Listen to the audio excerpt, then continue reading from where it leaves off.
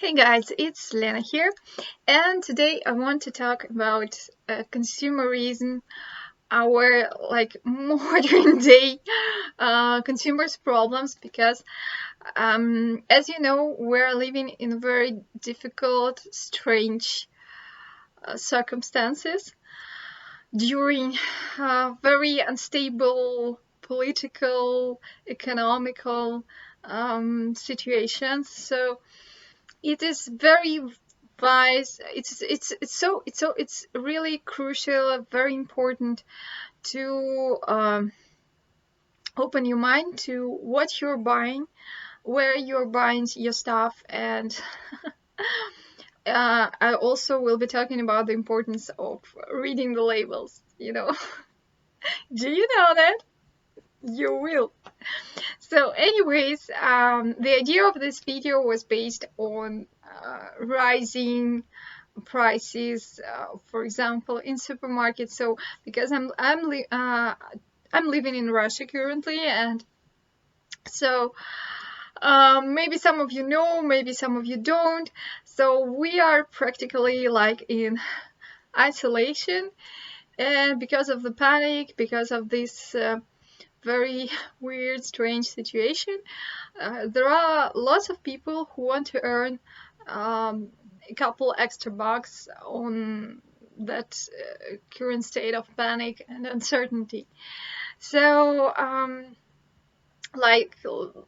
can just make a few examples just to amuse you, because the situation, it is so ridiculous that it's become really amusing, because it's for normal people in normal life, it would be something crazy, but our life it's become so crazy now. Everything has changed so drastically that we just laugh. I just laugh about it, because if I don't, I will go crazy. So anyways, first example is sugar. So would you believe it, that country that produces, I don't know, tons, huge amounts of sugar, and that even exports maybe 30% of its sugar production. So can you believe that this country can suffer like the loss of sugar, the insufficiency of sugar? So what happened in our supermarkets recently? I think maybe a few weeks ago, sugar panic started. And so what happened? So a rumor spread that there was a sugar shortage, and everyone just flew to every supermarket and bought as much packs of sugar as they could.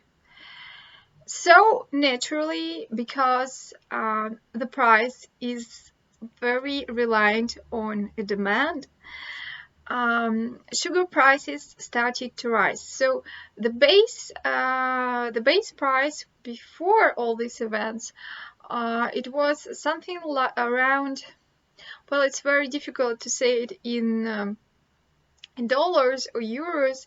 I will just name the prices in rubles, because our rates are changing constantly, and it's like I can say that before all this situation in like starting from the end of February, like this military event, a pack of sugar, 1 kilo of sugar, cost around maybe 50 cents, something like that.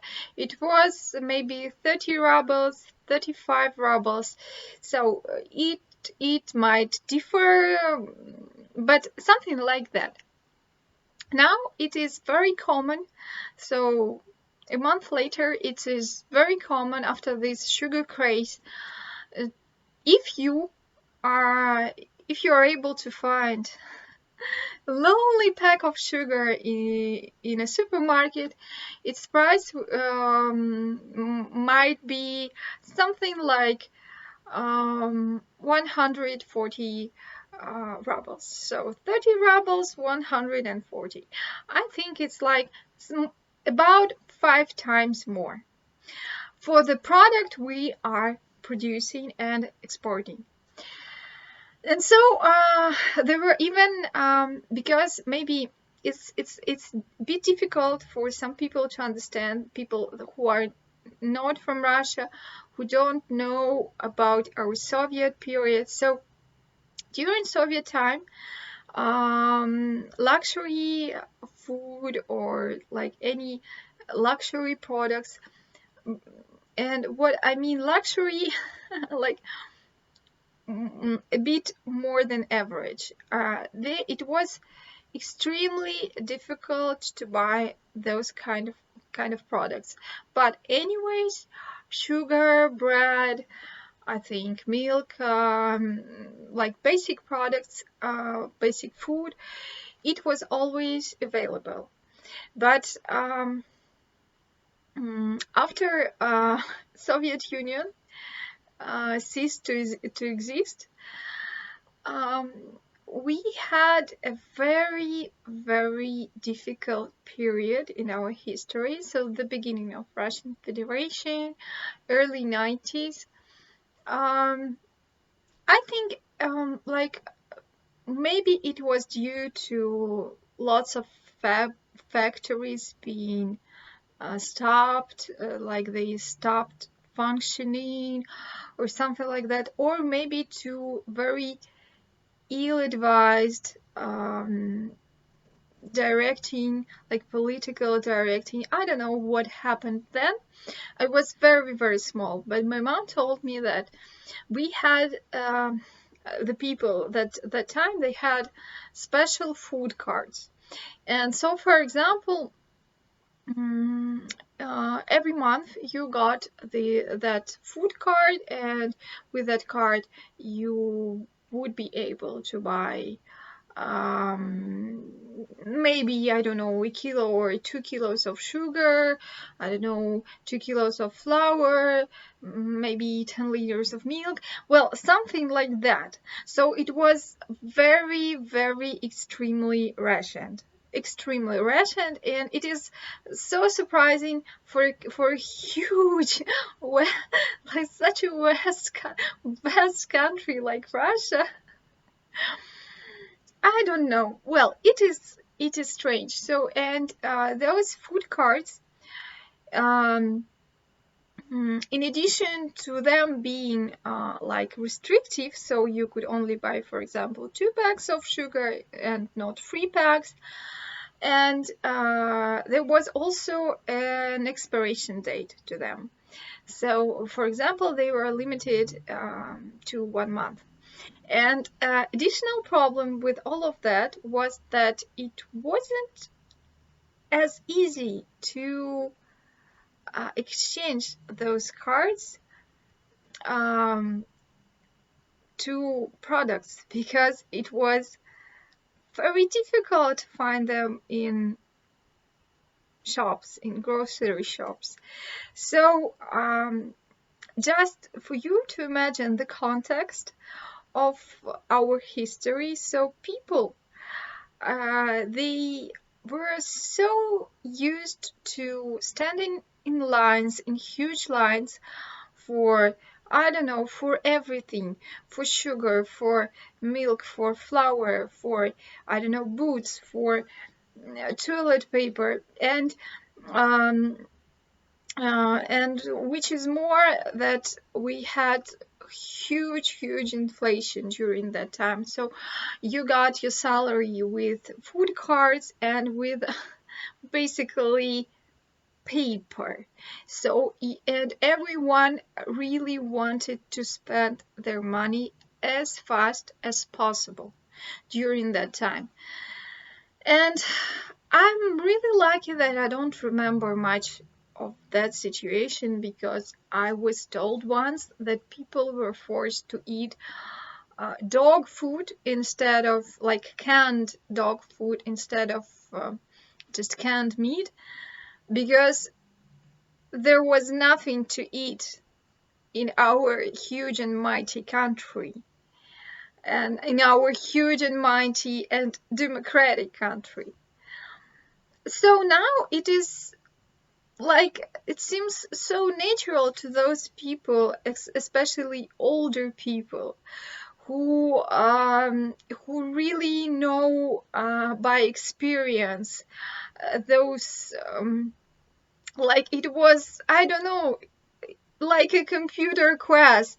So if you want to buy some milk or some flour, you never knew where you could find these products. And so now it is only natural for them to buy huge amounts of products, so huge amounts of food in advance to like to store it as much as possible. And I've heard lots of stories about really like supermarket battles, like sugar battles, because lots of grannies, lots of elder women uh, were basically fighting for an ability to buy sugar. Can you imagine this situation in your country? Because it was, well, for me before that, all of that military events. Well, I don't recall really if I ever saw anything like that before. Um, Well, this saddens me and this makes me smile because it is so ridiculous that it's very hard to believe in. And so, anyways, this sugar shortage. When I wanted to buy some sugar, I was forced to go to lots of supermarkets nearby, and the furthest supermarket had some packs of sugar in stock, but the price was really bad. So it wasn't 140 rubles, it was 70 rubles instead of 30. But anyways, I decided to buy this sugar because I wanted to just cross it off my list. And well, and the same situation now is happening with female hygiene products. Don't know why. With salt, with oil like olive oil, sunflower oil. Um, so with even with bottled water, it costs a lot. It costs a lot now, and I see that there are fewer and fewer bottles on display. I don't want to think that we're really heading towards like the same situation that was in early 90s.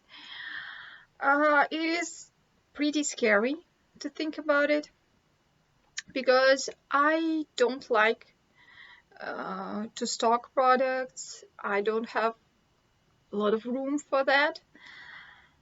And now I'm thinking about it, because it is so disempowering asking cashiers, like the fifth cashier in a supermarket, about sugar. Like, it really feels like a joke. And, you know, a complaining video, let's just name it that. So if you feel your life is sad and miserable, it's very good to know what's going on in Russia now. And please, if you really think that we deserve it, don't leave your comment down below because I don't care for negative comments right now.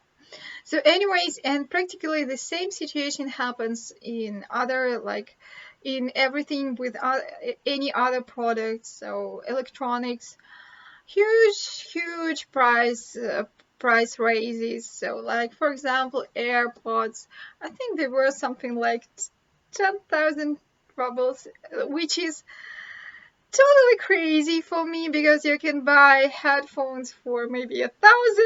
Why buy AirPods? Well, it's up to you.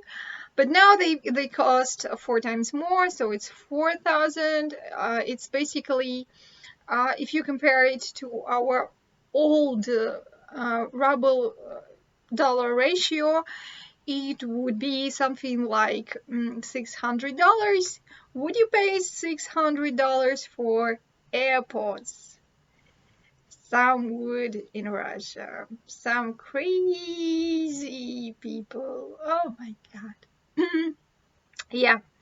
So anyways, and everything. So there are lots of shops, clothing shops, like discount shops I used to go to, and now I see really ridiculous prices because I don't know, there are some, like average t-shirt can cost something like, I don't know, $30, like average discount t-shirt. For Russians, it's a lot of money. Just for you to understand, now like it was the average salary, Russian salary is something like $300 with old dollar ruble ratio, and now it's maybe 200 or less. So it's crazy to buy $30 t-shirt, very like the simplest one. And so now I told you before that I didn't like buying secondhand because I was able to buy the same in a discount shop. Now I'm really thinking about reconsidering, and so there are also some shops that sell Chinese stuff, like they don't rebrand it, they don't remarket it, it's like it's very Chinese, so it costs so it is affordable for me now, and now I'm thinking that I will frequent these shops unfortunately. And this is sad, this situation, it is crazy and sad right now. So and what is more, I think that before I didn't used to read labels that much. I didn't used to read price tags that much, especially in supermarkets. Now I control every price at the cash point because they change prices maybe 3 times a day. Well, for the higher ones, for the bigger ones. And so you need to be sure that you are buying something that costs that doesn't cost you an arm and a leg, you know.